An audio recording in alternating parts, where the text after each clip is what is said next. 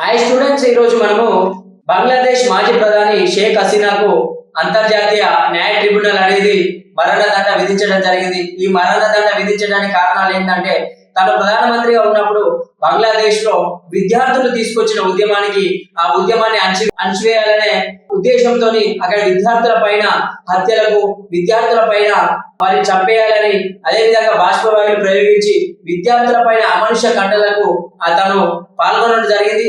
అదేవిధంగా బెంగాల్ యొక్క ప్రజాస్వామ్యాన్ని, బెంగాలీ యొక్క పరిపాలన విధానాన్ని షేక్ హసీనా చాలా దుర్భరమైన పరిస్థితులు నెలకొల్పడం జరిగింది. అందులో భాగంగానే బెంగాల్ ఆర్థిక వ్యవస్థను కూడా నాశనం చేయడంలో షేక్ హసీనా పాత్ర కీలకంగా ఉందని, అందులో భాగంగానే షేక్ హసీనా తను బంగ్లాదేశ్ నుండి పారిపోయి భారతదేశంలో ఆశ్రయం తీసుకుంటుంది. అందులో భాగంగానే మనకు అక్కడ మొహమ్మద్ యూనస్ ఆధ్వర్యంలో తాత్కాలిక ప్రభుత్వం ఏర్పడుతుంది. ఇప్పుడు తన పైన మరణదండ విధించిన పరిణామ క్రమంలో భారతదేశం తన బంగ్లాదేశ్ కు ఒప్పిస్తుందా లేదా అనేది మనం వేచి చూడాల్సిన అవసరం ఎంతైనా ఉంది.